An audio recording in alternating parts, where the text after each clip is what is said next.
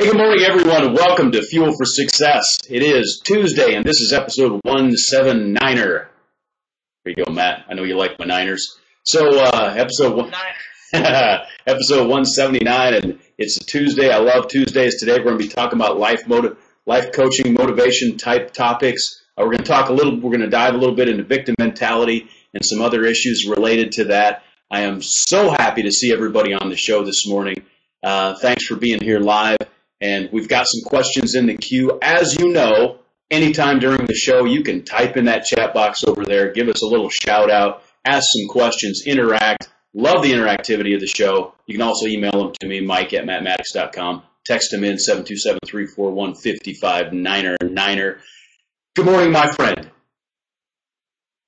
Hey, good to see you, Mr. Mike Hopkins. I'm ready for our show. This is one of our favorite shows. Today, we always go deep into life coaching and motivation and success. Basically, today's our practical show where we talk about life, whether it's time management, whether it's attitude, whether it's, goals, whether it's focus, how to become more focused, whatever the case. Did y'all lose Mike or did you lose me? Just, if you still see and hear, oh, there you go.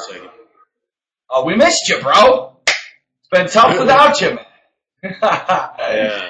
Anyways, I love today's show because I love helping people with their life, man.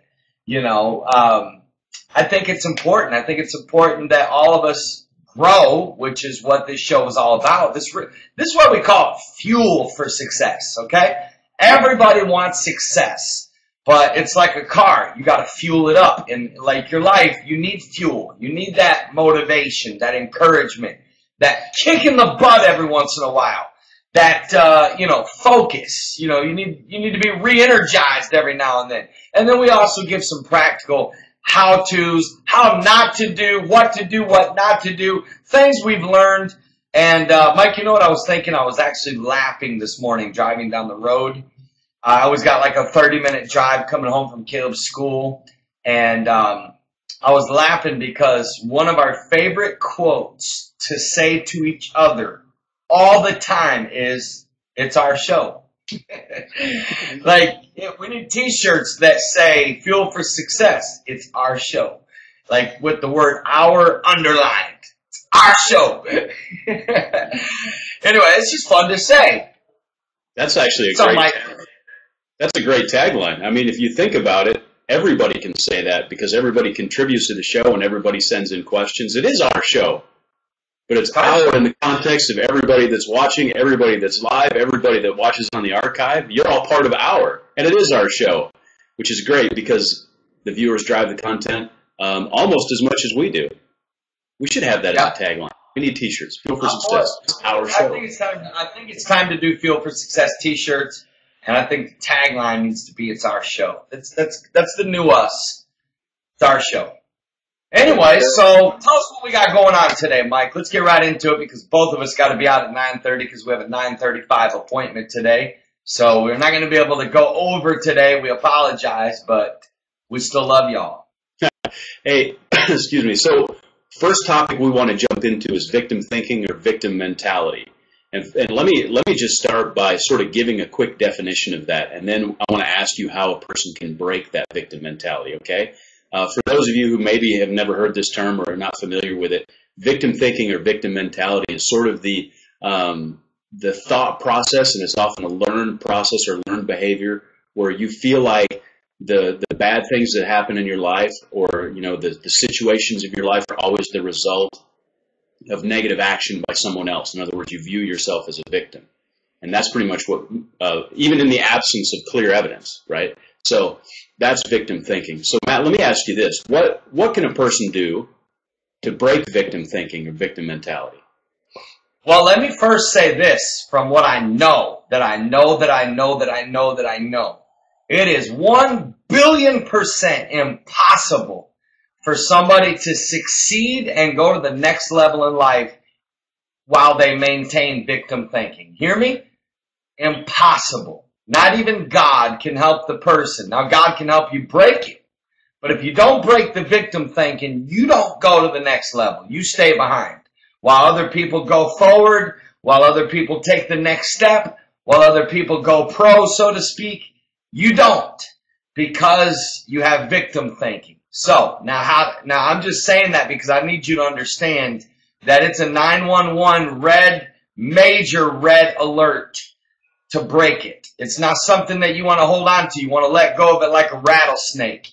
You want to avoid it like a head-on collision with a semi. When you see a semi driving in your lane, you don't keep driving, right? Saying, this is my lane. No. You get over. You move quick. When you touch a hot stove, you immediately get your hand off of it. Victim thinking is something you've got to shake. You got to say, I'm going to give you 5 things to do to break victim thinking. Number 1 is to literally say the words, I am not a victim. Stop being a victim. Stop acting like a victim. Stop acting like a martyr. Stop acting like the world's against you and everybody hates you, and if it's gonna rain, it's gonna pour, and that kind of talk has got to stop. So number 1, you've got to literally say, I am not a victim. You got to refuse to be a victim. You got to get an attitude about it. I refuse to be a victim here. Now listen, this is what I teach people when I do life coaching, because this is something I deal with all of my clients pretty much. We have this conversation at some point. And that is, what I tell them is this. Now, what happened to you literally may leave you feeling like a victim. You actually may, quote unquote, be a victim. Right. But because you are not a victim and you refuse to be a victim, you're not going to allow yourself to get into this victim thinking. Even if you technically can justify to your best friend or to your spouse, I can't believe they did this. That kind of talk has got to leave your vocabulary yesterday, because you're not going to be successful. Life is too short. You got to travel light, like our homeless friend told us, Mike. That was powerful. You got to travel light. Of course, even God said that. He said, lay aside every weight. A lot of things that weigh people down. One of the number 1 things that weigh people down is victim thinking. So another way is to stop taking everything so personal all the time. What I'm starting to do with people, Mike? I'm starting to really, truly give people the benefit of the doubt more, and not take things so personal, or worry that it's always against me. People aren't against you; they're just for themselves. The day you realize that not everybody's against you, and not everybody's out to hurt you. People are just people. People are human. They have their own emotions. They have their own issues. They have their own battles. And so when you refuse to take things personal, then that helps you start breaking the victim thinking. Another thing that I do, Mike, and I teach my clients, is every time you face a situation where you could be the victim, you need to literally write out a different way to think about it. On paper or on your iPad. Literally write, okay, how can I think about this differently? Because right now you're thinking, oh my God, I can't believe they did this. You're portraying the victim. You're portraying woe is me, I can't believe they hurt me, right? Because you think about it, Joseph had to do this. You know why Joseph rose to greatness? Because Joseph, if anybody in the entire Bible could have had victim thinking, it was Joseph. But he refused to. He maintained the right perspective. And when you maintain the right perspective and the right attitude, you can break victim thinking by saying, I'm not a victim. I'm not. And I refuse to be a victim here. And I refuse to take this personal. And then you literally write down a different way to think about it. And that alone unlocks your mind from this thumb-sucking, pouting, silent treatment you're going to give the rest of the world for 6 weeks. You actually can get your energy back, and instead of walking around feeling like the whole world's against you, you walk around attracting people into your life that are for you, that believe in you, that don't mistreat you. Victim thinking, Mike, continues a cycle of bad things happening to you, because as long as you portray the victim, you have an energy, believe it or not. It's like what Job said. Job said the words, and there's a principle behind this. that which I greatly feared has come upon me. Yeah. Believe it or not, this fear of being hurt is actually going to cause you to be hurt.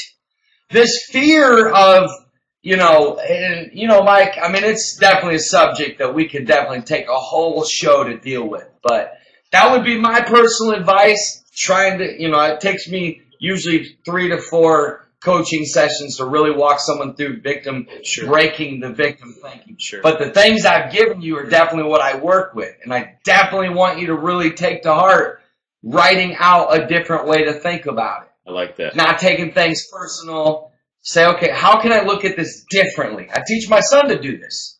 Say, the other day he got in trouble at school. Nothing bad. He was just playing cards with his friends, while they should have been, reading or whatever. And I was, and he was like, Dad, it was everybody else was doing, everybody else was playing and everybody else was doing other things. I said, no. Whoa. That's victim talk, son.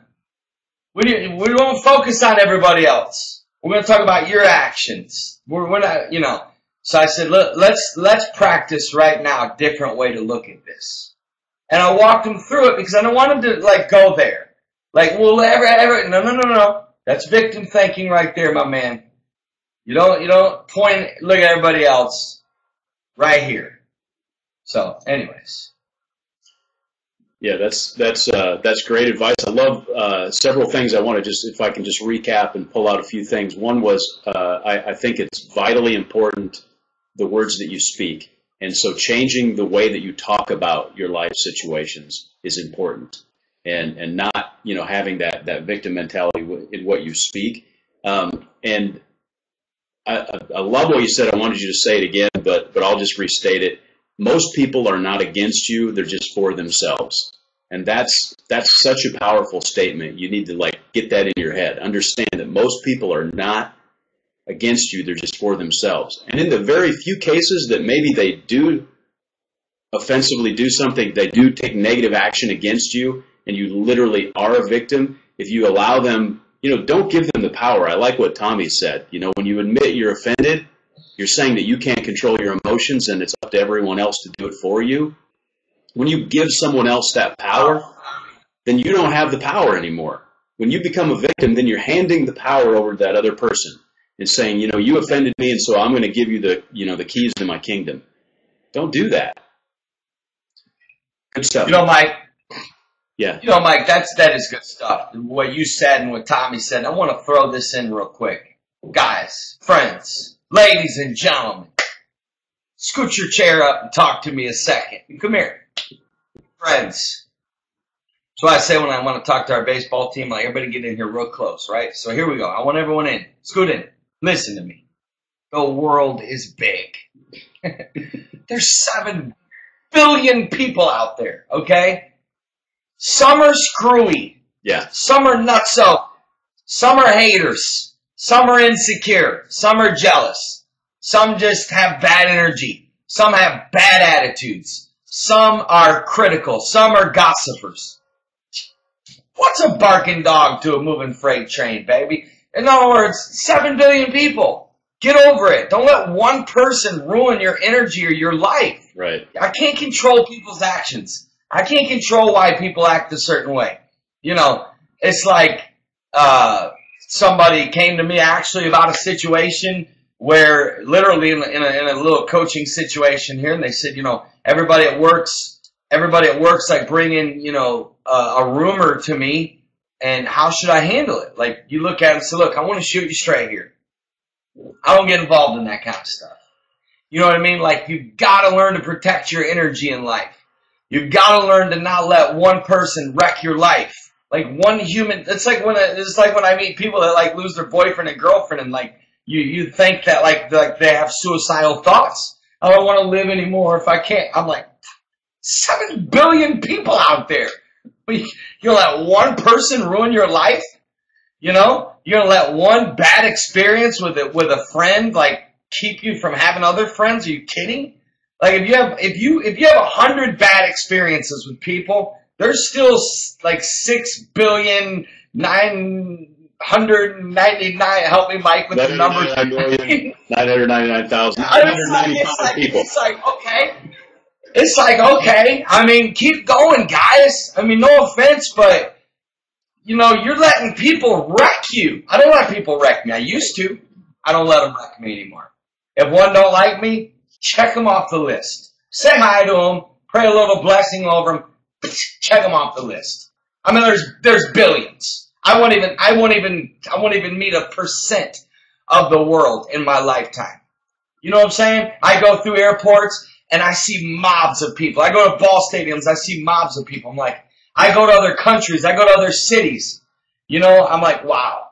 I can't believe people are letting one person ruin their life, man. You know what I'm saying? That's why you got to break the victim. You know, so what? You had a horrible dad. I'm sorry. I mean, listen. Don't get bitter, get better. Like, get other dads, man. I mean, you're not going to be your flesh and... You know how many mother figures I have, Mike? I mean, I did not have... I had an awesome, unbelievable, you know, stepmom. But my real mom wasn't in my life. I mean, I was rejected by her, right? I mean, dude, I got so many moms. Like, you know, Mother's Day cost me like $500. You know what I'm saying? You know? I mean, come on, my friends. So you're even more blessed. See, there you go. Take the situation and make it better. Hey, I like what you said, too, about, and it reminded me of our Friday show when you said, you know, don't let one bad experience with somebody, you know, taint your experience with everyone else. And if you didn't watch Friday's show, go watch it and don't be the cat. Hey. That's good. And I like what Sherry said. She said she likes Matt and Mike. So I like Sherry. Thank you, Sherry. We like you. That's what I'm saying. There's others that don't like me, right? Am I going to focus on them? No, I got Sherry. There you go. So, if you don't like me, back off, because I got Sherry. There's our new quote. We got Sherry. Sherry's in our corner, so just don't worry. Hey, that's great. Appreciate that insight and great advice. I love what you said about writing it down. I need to write things down more. You're teaching me that. I literally do it, man.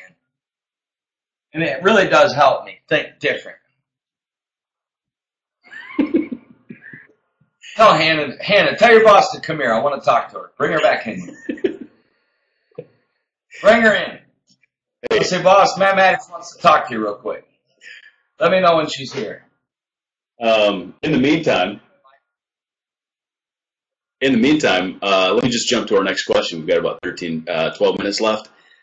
And this is related to success. And of course, everything we have here is focused on success. But you know, sometimes people, even though they want success, they may fear success. And that can be a hindrance, can be a block to them being successful in whatever area of life they're trying to pursue success in. Why is it that some people have that fear? And my follow-up question will, of course, be what can they do about it? But first, why do they have it? Yeah. Well, Mike, I mean, a lot of people, you know, do you realize actually people fear success more than failure? Actually, you know why people keep failing? Because it's comfortable. Believe it or not, you know, it is really difficult for some people to be successful because it's out of their comfort zone. Like, even probably one of the reasons people fear success is because of what we talked about Friday, insecurity, not feeling like they belong, not feeling like they can produce, not feeling like, you know, feeling insignificant within themselves. And so this is why you see people that every time life starts going good for them, they subconsciously sabotage themselves. This happens with money. This happens with jobs. This happens with relationships. You know, Mike, I'm glad we have a show every Friday about relationships. But anyways, all right, Hannah, tell your boss that tell her I said hi. We'll talk to her next time. We're gonna have to send her chocolates or something, Matt. That seems to work. I'll ship her a juicing book if possible. Send her a juicing book. Tell her on me. Hannah, can you give me her address and I'll send her a juicing book? Get her address. Give us the address to your work, Hannah. We're going to shock her. Maybe a Timmy Hortons card, maybe. Anyways, Mike, where were we, my friend? You know, it's the Found bottom line, my relationships. friend. The bottom line is that some people are afraid of success because they're afraid it's going to expose their weakness. You know, it's easy to fail. It's easy to be a low life because, you know, it's just one of those things where you don't have to try as hard. Success is painful. Success requires risk. Success requires, you know, you staying on your A game. It requires you, you know, it's a whole new world. It's a whole new field. It's extremely uncomfortable to be successful. And that's why some people fear it, in my opinion. You got any different thoughts, my friend? I was actually going to give an example. Someone I used to work with, a dear friend of mine, who was one of the most successful people I've ever met in sales and business and finance. And he would, our Spreecast is going wonky here. Are you still with me? Okay. I'm getting a FaceTime call on my computer here. That should be interesting. We should wait and see what's happening. Answer. That would be exciting. Hey, so I used to work with a guy he was one of the most successful people I ever met. He was brilliant in sales. He was a great business person, successful in finance, every area of life. He was healthy. We worked out together a lot. And one area of his life, and that was relationships, he would self-destruct. Every time he'd get in a relationship with a girl, it would be going along great, and he had like these amazing girlfriends. Like, I'm not talking just beautiful, but like successful, incredible people that he would be dating and be going along great, and then all of a sudden, you know, it would hit the wall. He would self-destruct, and he would sabotage himself, really. And yes, blame the girls, right? Not so much. He wasn't necessarily so much of a victim, but he was afraid of that success. And I talked to him about it one time, and the reality was, and I don't think he ever really realized it until I talked to him, but his parents divorced when he was at a very difficult age. I think he was 13, and it had affected him very deeply in his emotions. And he was afraid to get to the success because he was afraid that it would ultimately fail. And he has since overcome that, and he's married now, happily. But, you know, that fear of success was really ultimately disguised as a fear of failure, because he felt like if he was successful and actually took the next step, became married, then he would eventually, you know, end in divorce, and that was so painful for him. And we're not talking about relationships today, but that fear of success was what held him back, and he self-destructed repeatedly. I saw it happen 3 different times. Yeah, absolutely. I see it happen all the time as well. I really do. And it's a sad thing because, friends, if you're going to live one life, come on. You know, get up and let's do something. You know, it's like, I'll remind me Friday to tell you about the 2 90-year-old couples I sat next to on the plane. Oh, yeah. Remind me about that. Don't let me forget. Good. Right, Sherry's exactly right. Imaginary loss is real. And whatever your perception is, you know what, that's your reality. I think some people may fear success financially, for example, for the same reason, because they feel like, you know, if they do become successful, they're ultimately going to fail, and they're fearing that ultimate failure less than the success. It's not that they don't necessarily feel that they deserve it, but they feel like, you know what, there's no way I can stay. And awesome. Hey, Harold, expound on your statement, Mrs. Carol from Hawkins. I've never understood her name on here. What is that? Carol? That's her maiden name, Carol Eartham. Eartham? Yeah.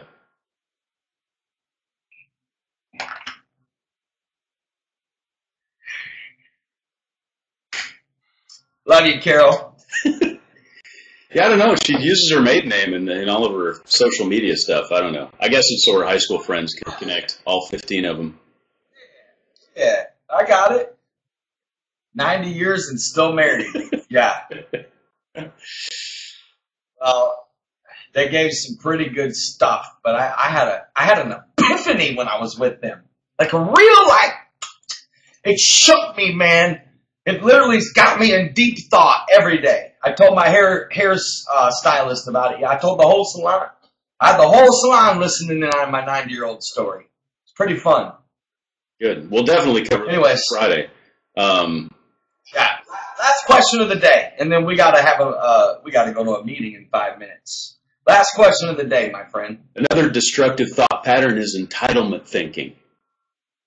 What can someone do to break entitlement thinking? Mike, if somebody was to stop me on the streets with a microphone and a video cam and said, "What's your biggest pet peeve about people?" I would say, I despise people that have entitlement thinking. I literally despise it, meaning I don't like it. It gets on my nerves. It's disgusting. It's embarrassing. It's nasty. It's despicable. It's everything. Every bad word there is, tie it to entitlement thinking. Probably the fastest way to break it is to start becoming a servant again. You know, Good. literally, like start serving and stop feeling like the world owes you everything. And, you know, Mike, you see this in some people. You see this actually with people that maybe are an only child, or they're spoiled, or maybe it's the boss's son or the boss's wife. Or whatever the case may be. You know, you got to protect yourself from feeling like the world owes you everything. And, you know how else to break entitlement thinking? Develop a good work ethic. Yeah. Give back. Serve people. Every once in a while, do something for people that do stuff for you. You know, just so you don't, you know, like maybe don't always take, you know, like when I had a church, when I was a pastor, they gave me a sign and I took it down and I literally went and got our top 4 elders' names on it, and I gave all 4 of them the best parking places, and I purposely took the worst parking place in the whole church. Not because I was devaluing myself, okay? I believe that, but I was purposely like showing by example that I don't need my own parking space. I'm young, I can walk, you know what I'm saying? And I don't need the spot by the front door. You know, that was my feeling. And I was cool with it. And people were like, wow, you know, I can't believe, like when I would have guest speakers pull up, they're like, dude, you're like parking down the street. And I'm not even kidding. I would. Because I didn't want to have entitlement thinking. Now, having said that, I do believe we should honor people. And I believe we should serve people. And I believe we should serve people that are in authority and honor people that, you know, are leaders and our bosses and whatever. So it's a good balance between all of this. Well, the difference between honoring someone and just expecting that people will give you things, those are two different things, right? One's a give and one's a take. My desperate need for peanut M&Ms the other night, was that entitlement thinking? Or was that just being exhausted, not wanting to get out of bed?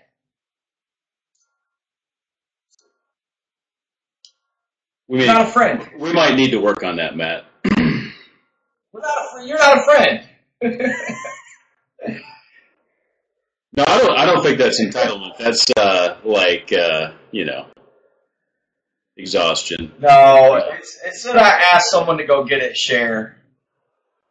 You know, we're not going to talk about that, Mike. We're not going there. Mike does not have entitlement thinking. I'm going to tell you right now, Mike Hopkins has mastered. He doesn't have entitlement thinking. I might have it a little bit, not a lot. I'm breaking it. I've broken it. I got like 10% left.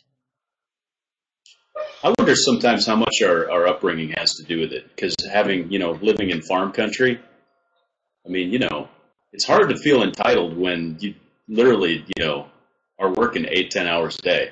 Like, hey, go split wood, go feed the cows, go, I think that as an upbringing has been beneficial to me. You don't get and I agree. Like my grandpa, my brother and I were going to the fair. No joke here. Now we're done with this. And we were like 12, and my grandpa said, come over and help me chop wood and load the fire, the wood for the winter and all this stuff. I'm not kidding. We worked probably 8 hours. I was cut all down my arms, my blistered hands. No joke. My grandpa, when we were done working about 8 hours, gave us a quarter, my friends. A quarter. Run on to the fair, boys. I stared at the cord. I just stared at it. I'm like, you want to take the cord and throw it back? You're like, you obviously need this worse than I do, Gramps. I'm just kidding. Anyways, it was a good lesson. And maybe on Friday I'll share what I learned from it. But it broke entitlement thinking for sure. Anyways, we love you guys. We miss you. We appreciate you. We're friends for life. Serge. Yeah, I agree. Good to see you, Serge. Good to see Al, Tommy, all of them. Live, Sherry, everybody that was live, Amber, Kim, you name them. I don't know who else, but whoever it was. Karen, Terry, Marie, Sister Eartham. We love you.